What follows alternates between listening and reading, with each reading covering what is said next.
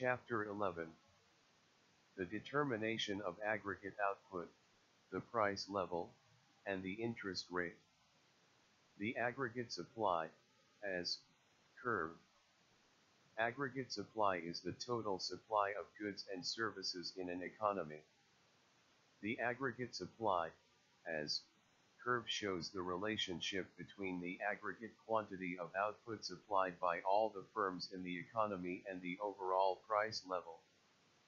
The S-curve is not a market supply curve, and it is not the simple sum of individual supply curves.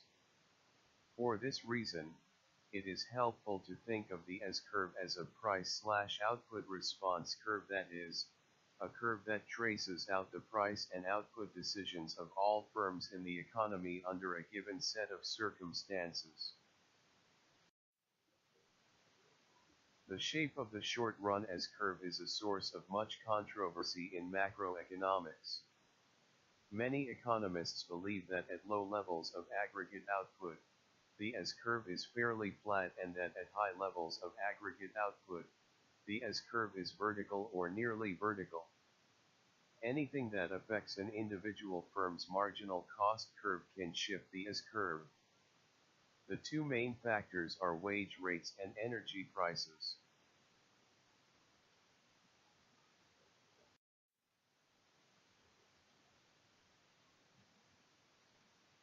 The aggregate demand, AD, curve.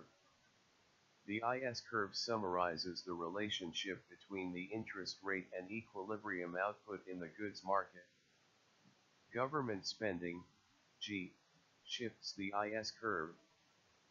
Fed behavior is described by an interest rate rule, the Fed rule. The Fed's choice of the interest rate value depends on the state of the economy, approximated in the rule by output, Y, the price level, P, and other factors, Z. The Fed uses open market operations to achieve the interest rate value that it wants. Each point on the AD curve is, for a given value of P, an equilibrium in the goods market with the Fed rule. Increases in G shift the AD curve to the right, and increases in Z shift the AD curve to the left. The final equilibrium. The final equilibrium is the point of intersection of the S and AD curves. Determined at this point are equilibrium values of output, the price level, the interest rate, consumption, planned investment, the demand for money, and the supply of money. Exogenous variables, variables not explained by the model, are government spending, the factors in Z, net taxes, used in the next chapter, and cost shocks.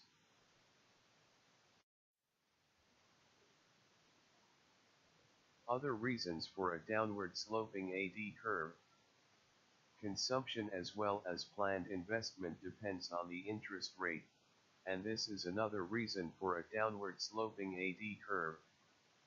Another reason is that consumption also depends on real wealth. The long run S-curve. The long run S-curve is vertical if wages adjust